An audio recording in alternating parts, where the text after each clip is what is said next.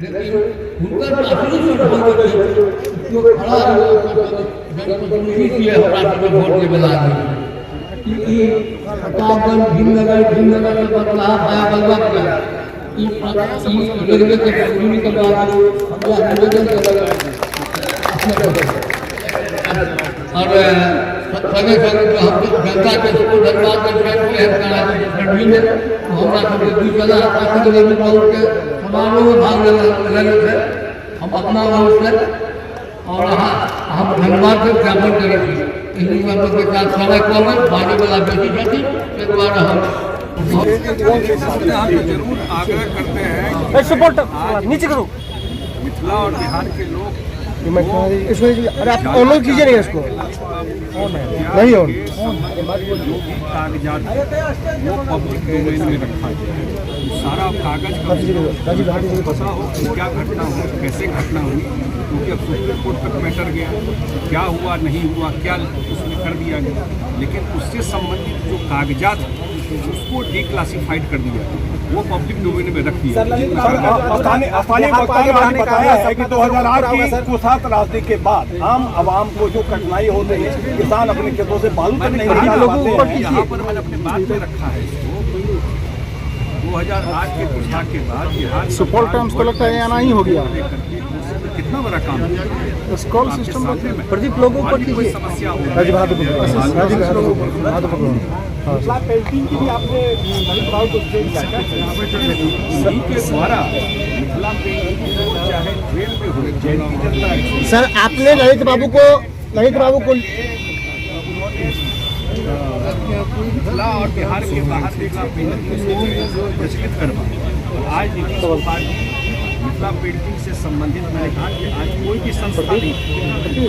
लोगों को सर आपने घटनाक्रम को सीबीआई जांच की बात कही क्या लग रहा है कि सीबीआई तो फेल हो गया कहाँ कर पाया जांच मैं कह रहा हूँ ऑन रिकॉर्ड सीबीआई के पास तो जांच था ही सच्चाई कहाँ पता लगा पाया इसमें दोषी किसको मानेंगे अब हमको कैसे कहें लेकिन इतना तो जरूर है कि उनके साथ जो घटना घटी उसकी सच्चाई आज तक जनता के बीच में नहीं है। मैं इतना ही कह रहा हूँ कि उससे संबंधित जो कागजात उस कागजात को जरूर पब्लिक देश और मिथिला के जनता को जानने का अधिकार है कि घटना जो घटी उसके बाद क्या हुआ वो जरूर डिक्लासिफाइड कर दिया जाए। सर मिस्ट्री बन के कैसे रह गई इतने सालों तक? क्या कुछ पूरी बात ललित बाबू कोसी और मिथिलांचल के गांधी थे।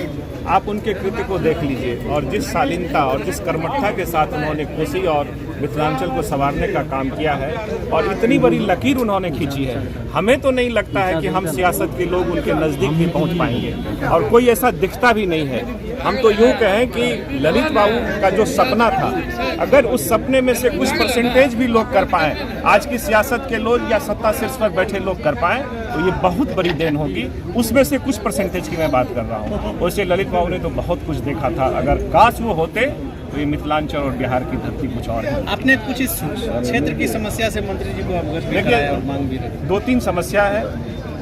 किसानों के खेत में कुसहा त्रासदी के आज कितने साल हो गए 2008 की बात थी आज हम 2023 में हैं लेकिन बालू नहीं निकाला गया है। अगर कोई किसान बालू निकालता है तो सरकार की नीतियों और प्रशासनिक कारनामों के चलते उसे रोक दिया जाता है। तो हमने मांग रखी कि किसानों की जो समस्या है उसका आप समसामयिक हल निकालने का प्रयास करें पहली मांग। दूसरी मांग हमने रखी कि ललित बाबू ने जो सपना देखा था चाहे वो भपटियाही प्रतापगंज बथनाहा रेल लाइन की बात हो या बिहारीगंज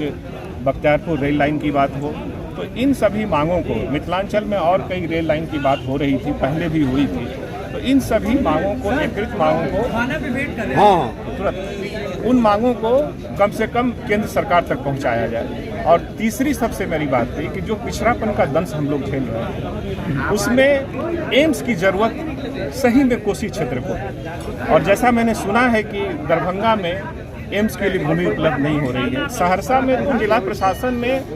250 एकड़ भूमि एयर मार्क करके सरकार को भेजा हुआ है तो वहाँ अगर दुविधा है वहाँ दिक्कत है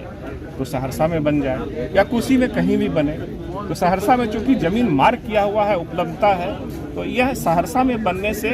6-7 जिलों को इसका फायदा मिलेगा। ये मांग हमने उनसे रखी। Thank you sir. ठीक। कम से कम रैक दिया जाए, बड़ी कोई भी दिल्ली जाने वाली गाड़ी भी वहां रुके, क्योंकि यहाँ पे जितने लोग आए हैं सब मतलब उनमें से ज्यादातर की यही प्रार्थना है आपसे कि वो स्टेशन को बाईपास ना किया जाए, वहीं कोई दिल्ली वाली गाड़ी रुके, रैक बने। 100 एकड़ के लगभग जमीन खाली पड़ी है स्टेशन के पास अभी भी सर। प्लीज सर इस पे सर ध्यान दिया जाए। और एक सर